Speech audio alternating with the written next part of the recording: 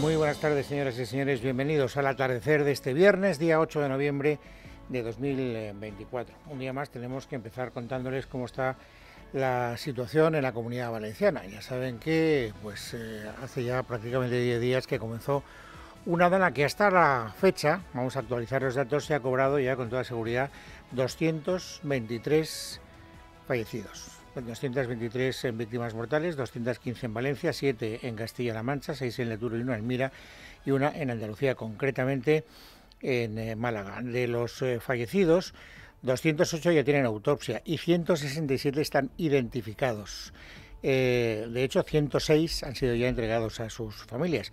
Hay todavía 78 desaparecidos y 48 fallecidos sin identificar. Son algunos datos que nos permiten ir actualizando el balance más importante, que es el que hace referencia a las personas, porque hasta que podamos evaluar los daños materiales todavía tiene que pasar muchísimo tiempo. De hecho, hoy ha comparecido, es uno de los frentes informativos más destacados, el general jefe de la UME, que se llama Javier Marcos.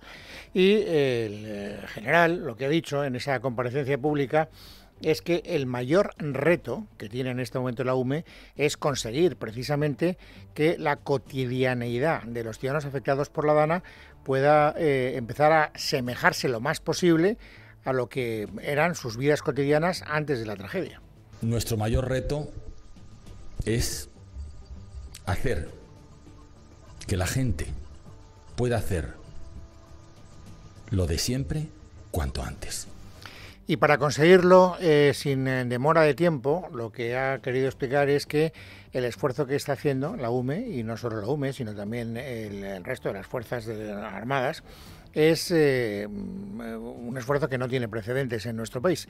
Ha cuantificado cuánta gente está desplegada en este momento en la zona tratando de conseguir que ese reto inmediato se pueda alcanzar lo antes posible. Hoy hemos incrementado las capacidades, por ejemplo, del Ejército de Tierra con una jefatura de ingenieros.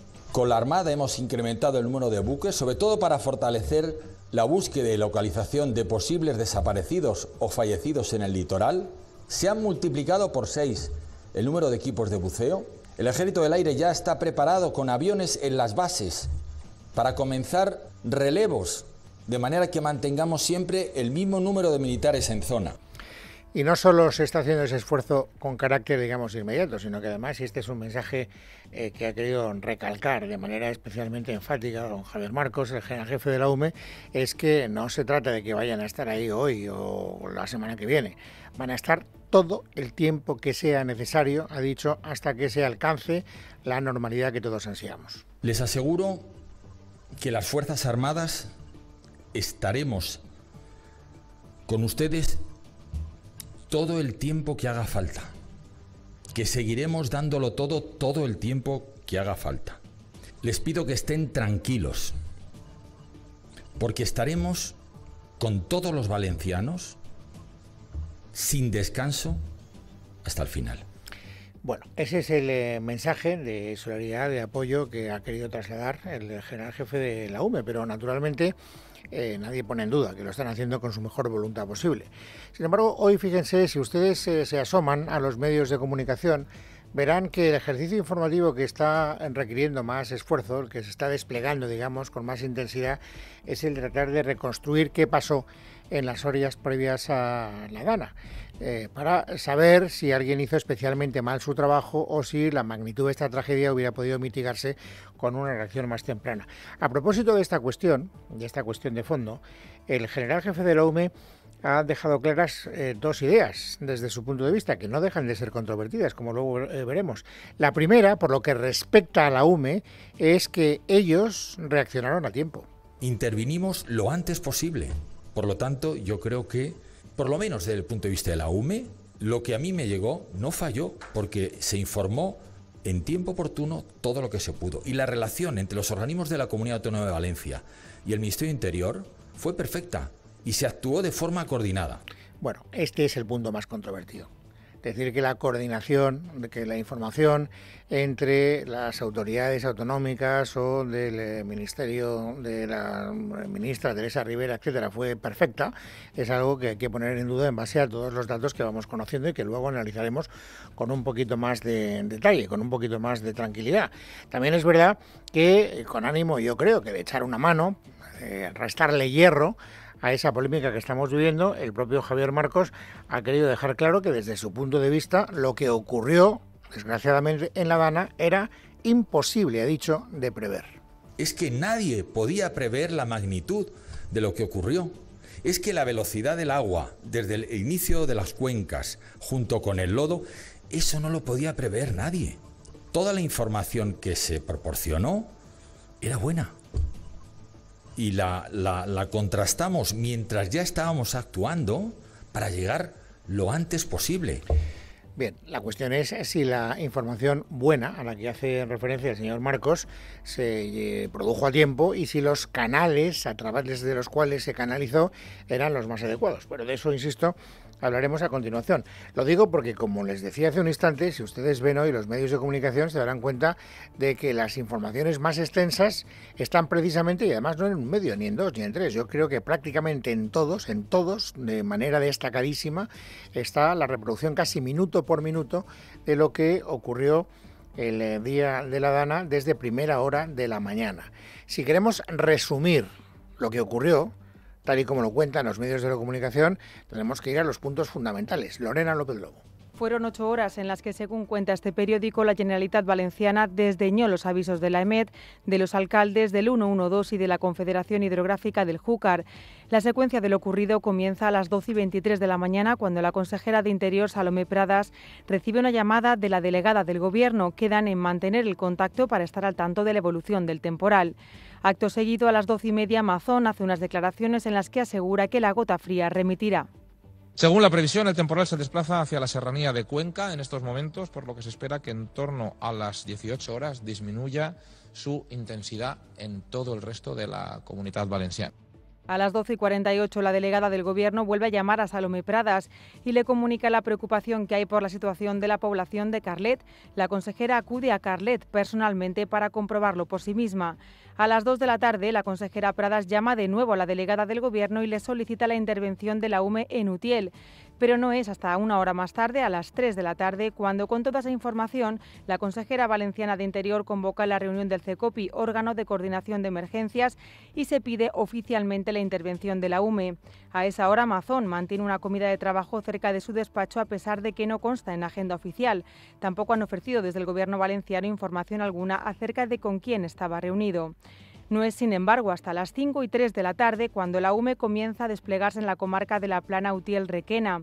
A las 5:56, la Confederación Hidrográfica del Júcar comunica que el embalse de Forata ha empezado a verter agua y que se prevén caudales superiores a los 1.000 metros cúbicos por segundo en el río Magro. A las 6, el caudal en el Barranco del Pollo se dispara hasta los 1.725 metros cúbicos por segundo y se remite notificación a emergencias comunicando que existe peligro de rotura en la presa de Forata. A las 6:46, el agua ya estaba en Paiporta y antes había arrasado al menos Torrent y Picaña.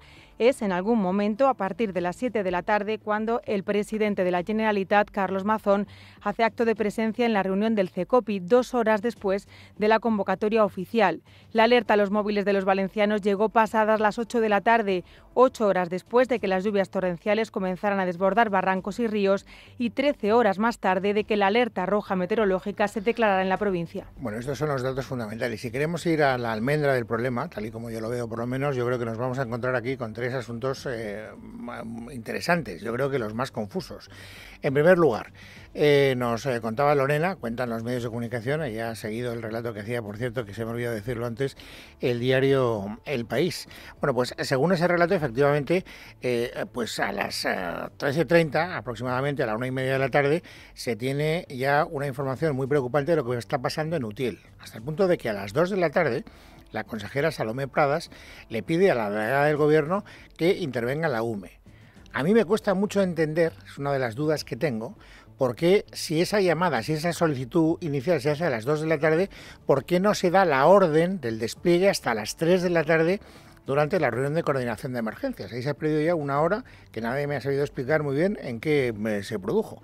Y lo que es más grave, el despliegue de la UME no empieza hasta las 17:03, cuando ya la situación en Utiel era desesperada. Fíjense que a las 16:05, a las 4:05, el alcalde de Utiel interviene en la cadena SER y dice que la situación es desesperante y que están empezando a producirse víctimas mortales y que lo que le preocupa no son los bienes materiales, lo que le preocupa son las vidas humanas. Por tanto, aquí tenemos un intervalo de 3 horas donde a mí me parece que los ciudadanos necesitamos una aclaración un poco más detenida. Luego hay un segundo punto que desde luego es sonrojante y que conviene que el afectado intervenga cuanto antes, porque durante todas estas horas Carlos Mazón está desaparecido. Es más, está comiendo en un restaurante de Valencia y no aparece en la reunión de emergencia hasta las 6 de la tarde. Hasta las 6 de la tarde. A esa hora, y este es el tercer punto, la situación más preocupante ya se había producido. ¿Por qué? Pues porque unos minutos antes de las 6 de la tarde, la Confederación Hidrográfica del Júcar emite un comunicado diciendo que el embalse del río Forata está empezando a dar síntomas de que se puede romper. Y eso es algo que provoca pánico en las autoridades de la Generalitat. Pero fíjense que la alerta de la Generalitat Valenciana no se produce hasta las 8 de la tarde. La cuestión es, ¿por qué si la Confederación Hidrográfica del Júcar a las 6 de la tarde emite ese comunicado diciendo, ojo, que hay peligro de rotura en la presa de Forata, ¿por qué no se toma antes la decisión? Bueno, pues sobre esta cuestión concreta, hoy hay unas declaraciones muy interesantes de la consejera de Interior del Gobierno valenciano que se llama Salomé Pradas. Ella asegura que hasta las 7 pasadas, casi hasta las 7:30, lo van a escuchar, no tuvo noticia de que la presa de Forata podía romperse. En torno a las 7:30 se verbaliza que puede desbordarse, incluso puede romperse la presa. A las 8 de la tarde es cuando recibo la llamada del secretario de Estado de Transición Ecológica, dependiente directamente de la ministra Rivera, y es cuando me dice que no puede asegurar que no se rompa la presa. Cuando nos dan esas informaciones, insisto, las únicas verbales en cuanto a la presa de Forata, cuando decidimos activar ese alert. A propósito de ese alert, hay que hacer también una aclaración, porque se ha criticado mucho, es una de las cosas que han salido muy reflejadas en los medios de comunicación, que la propia consejera pues no tenía ni idea de lo que era el S-Alert y que por lo tanto no sabía que tenía un dispositivo a su disposición para enviar mensajes de alerta a todos los ciudadanos valencianos. Ella ha explicado por qué no sabía de la existencia de S-Alert, escúchenla. Un técnico nos informa que existe un mecanismo que se denomina S-Alert, que no está en nuestros planes autonómicos, que es todavía un borrador que está en el Comité Nacional de Protección Civil por aprobar. Y por lo tanto, como estaba por aprobar, como no estaba protocolizado, ya no tenía, entiendo yo, que es el mensaje que quiere mandar, por qué conocer su existencia. En todo caso, de todo lo que ha dicho hoy la consejera de Interior del Gobierno valenciano, lo que a mí me parece más llamativo, aparte de esa descoordinación de horas, porque si la Confederación Hidrográfica del Júcar sabía a las 6 que se podía romper la presa de Forata, ¿por qué a ella no se lo comunica hasta las 7:30? Si es verdad lo que cuenta ella y no tengo por qué ponerlo en duda. Ese es el punto más oscuro. Y el segundo punto más oscuro es por qué la comunicación, decía antes Javier Marcos, el general jefe de la UME, que la comunicación entre las administraciones había sido muy buena y ejemplar. Bueno, pues si escuchan ustedes a la consejera de Interior del Gobierno valenciano, verán cómo se queja precisamente de la comunicación que recibe tanto de la EMET como de la Confederación Hidrográfica del Júcar. Cada paso que ha dado la Generalitat Valenciana lo hemos hecho en base a los informes, la información que teníamos de EMET y de Confederación. Si no teníamos la información no podíamos actuar. Y lo que no se puede entender es que únicamente nos enviaran emails. Es más, el email que nos envían advirtiendo de que el río Magro y luego el Pollo, que es donde más consecuencias graves hemos tenido, va a desbordarse, lo recibimos cuando ya se está desbordando. Bueno, como ven ustedes, aquí hay mucha tela que cortar y tendrá que pasar mucho tiempo todavía y que se serenen los ánimos y que haya una investigación un poquito más fría para saber qué es lo que funcionó. Aquí la gran pregunta que se hacen los ciudadanos, sobre todo los ciudadanos afectados, es que se han hecho las cosas mal, no tiene ninguna duda. a las pruebas nos remitimos, estamos hablando de 223 víctimas mortales a fecha de hoy. Y todos sabemos que esa cifra, desgraciadamente, va a seguir incrementándose. Por lo tanto, alguien ha hecho mal su trabajo. Ahora, ¿quién? Pues esto depende de a quién se lo preguntes, tendrás una respuesta u otra. Si se lo preguntas a la Comunidad Valenciana, sobre todo dirá que la responsabilidad mayor es de Teresa Rivera y del gobierno de Sánchez, y al revés, si se lo preguntas al PSOE dirán que, como decía ayer Diana Morán, la responsabilidad mayor la tiene la Generalidad Valenciana. Esto es la partida de ping-pong. Es decir, a ver quién se come el marrón, a ver quién queda peor ante la opinión pública. En este caso concreto, al Partido Popular, ¿qué le interesa? Pues salvar el pellejo de Mazón. Es verdad que Mazón, hasta que no aclare dónde estuvo hasta las 6 de la tarde, lo tiene muy complicado. Pero en el Partido Popular no tienen más remedio que tratar de defenderle. De ahí que hoy Alberto Núñez Feijóo haya convocado una reunión con todos los varones territoriales para tratar de ayudarle en la medida de lo posible. Maite Loureiro. Buenas tardes. En mitad de la catástrofe por la DANE, cuando el papel de Carlos Mazón está siendo muy cuestionado, el presidente del PP ha querido mostrarle su apoyo junto a toda la dirección del partido, además de los presidentes autonómicos de la formación, reuniéndoles a todos ellos este viernes en la sede de la calle Génova, a la dirección de manera presencial y a los varones de manera telemática. Ante ellos ha defendido el estado de las autonomías, que según considera Feijóo ha funcionado, dada la solidaridad demostrada por todas las comunidades del Partido Popular con Valencia. Aquí lo que se ha acreditado es que el estado de las autonomías ha funcionado. La solidaridad de las comunidades autónomas del Partido Popular ha sido ejemplar. Nadie la ha tenido que solicitar y a nadie hemos tenido que llamar. Estamos a disposición de las más de 250.000 personas, además de los barrios de la ciudad de Valencia, estamos a disposición. Y los valencianos no nos tienen que pedir nada. Estamos a su disposición. El presidente del PP ha criticado también la gestión del gobierno de Pedro Sánchez, al que acusa de dimitir de sus responsabilidades. Bueno, al margen de esa partida de ping-pong, insisto, a ver quién ha dimitido más de sus responsabilidades, si unos u otros. Ahora mismo lo que nos interesa más es saber cómo de eficaces y de rápidas van a ser las ayudas que se van a poner a disposición de las personas afectadas por la DANA.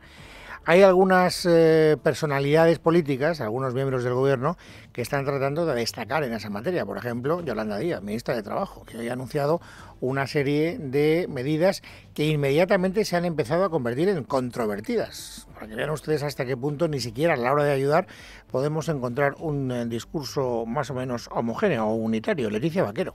Buenas tardes. El llamado por el Ejecutivo Escudo Social y Laboral se irá ampliando conforme pasen los días, pero hoy ha sido Yolanda Díaz la encargada de explicar que los trabajadores gozarán de permisos retribuidos, pero cobrando la totalidad de sus salarios si están afectados por las riadas. Por tanto, percepción íntegra del salario por multitud de causas. Por ejemplo, que no tengan conectividad, que estén efectivamente buscando a sus familiares o a las personas de su cercanía, que tengan destruida su vivienda, que tengan que ocuparse de cuidados. Lo ha anunciado en Televisión Española, donde ha mostrado que su ministerio va a limitar la autonomía de las empresas, ya que esas horas no trabajadas no tendrán que recuperarlas, ha dicho. Motivos que han llevado al presidente de la COE, Antonio Garamendi, a criticar el oportunismo político de Yolanda Díaz. Declaraciones desde Bilbao.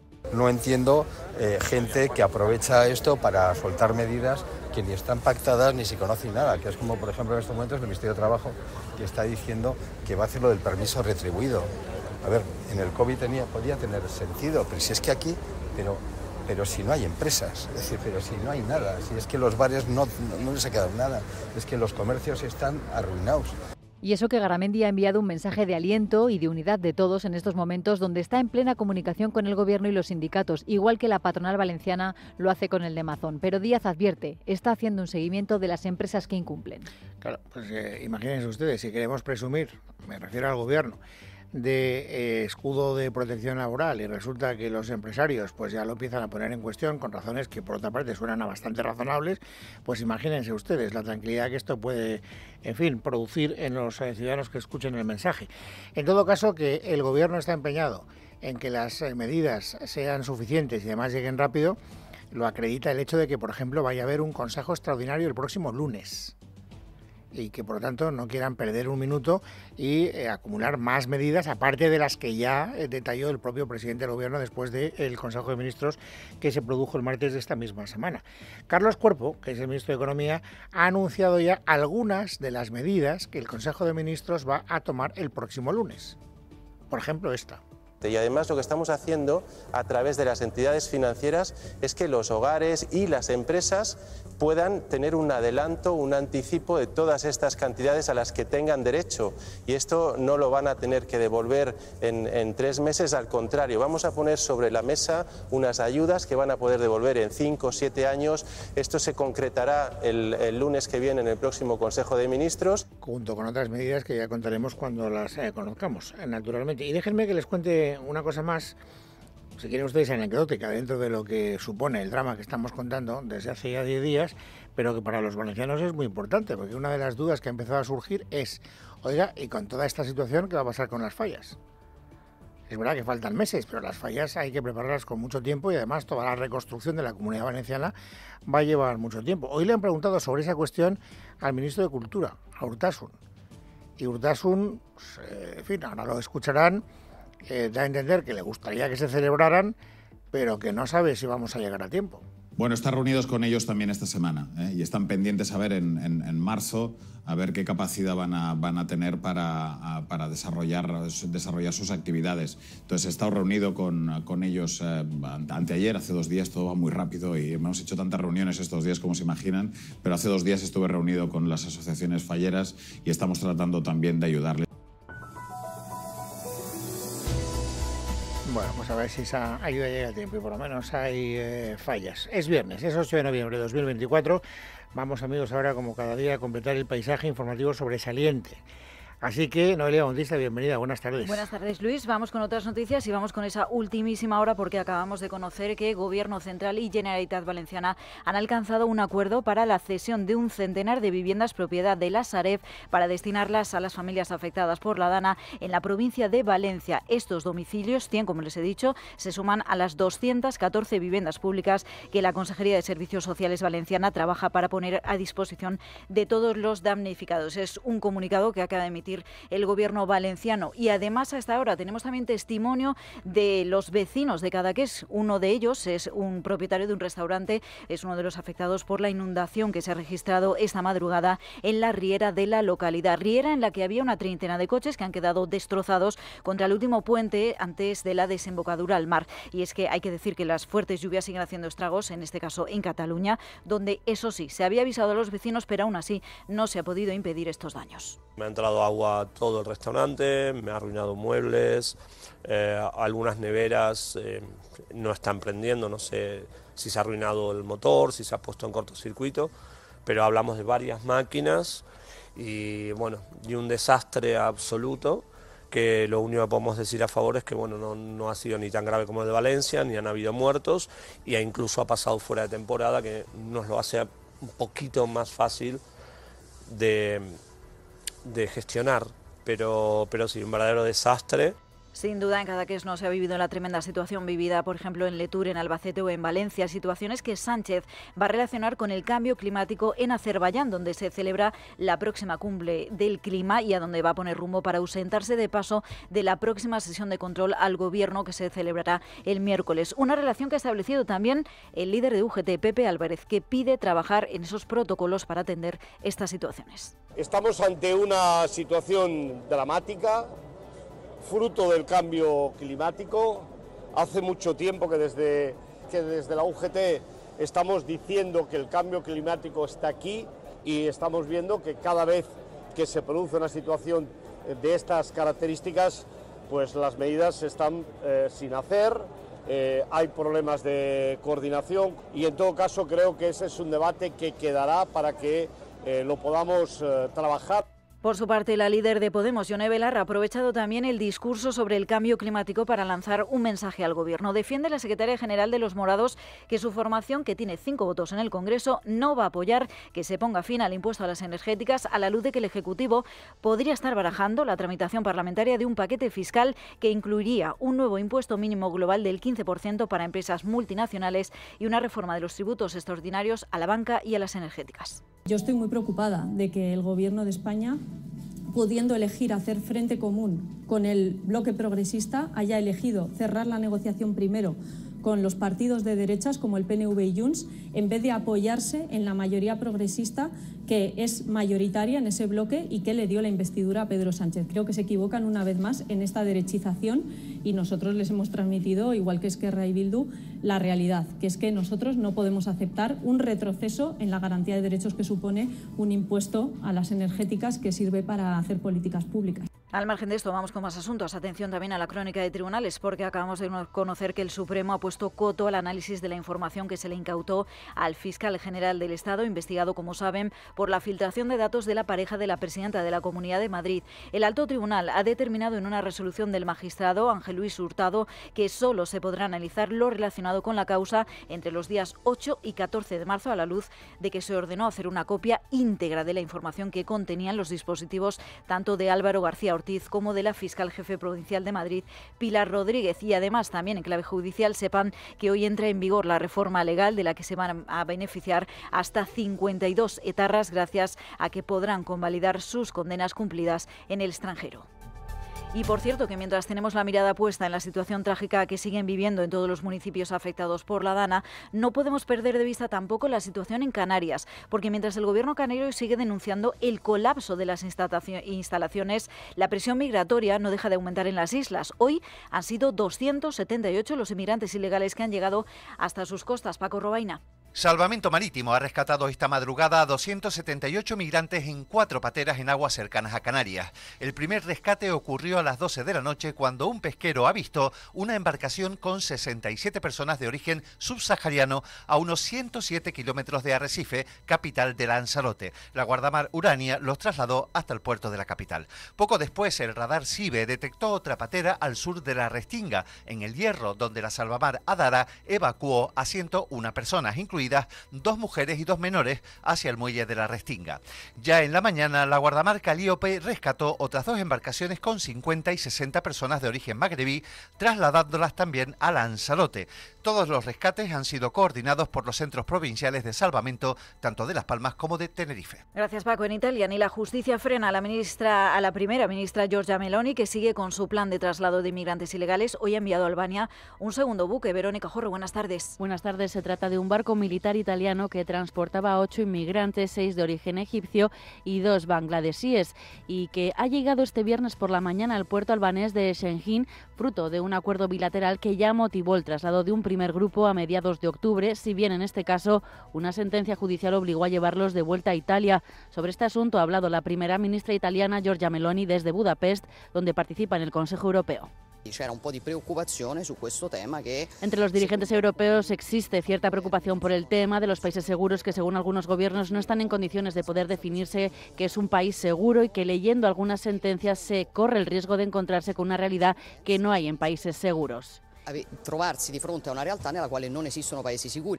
Y es que hay mucha controversia con lo que significa un país seguro. Aún así, Meloni insiste en sacar adelante este plan, que en su puesta en marcha despertó un gran interés entre sus socios comunitarios. Gracias, Verónica. Y esto en el viejo continente, mientras al otro lado del Atlántico el foco de atención está sobre Estados Unidos, desde donde nos llega un doble titular. Por un lado, el nombramiento de Susie Wiles como jefa de gabinete de la Casa Blanca ha sido uno de los primeros nombramientos anunciados por Donald Trump y será la primera mujer en ostentar este cargo. Recordemos que Wiles ha sido el artífice de la campaña de Trump, que le ha llevado al gobierno de los Estados Unidos por segunda vez, y está considerada como una de sus aliadas más leales. Y al margen de nombramientos, despierta mucho interés las que serán las primeras medidas del presidente electo, sobre todo en materia internacional y geopolítica. En este sentido, Trump ha insinuado ya que va a hablar con Vladimir Putin. Creo que hablaremos, ha dicho expresamente, tras no querer revelar, Luis, que ha tratado con el presidente de Ucrania, Volodymyr Zelensky, que fue uno de los primeros que le felicitó tras su triunfo.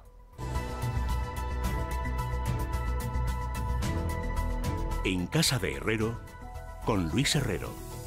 Es Radio.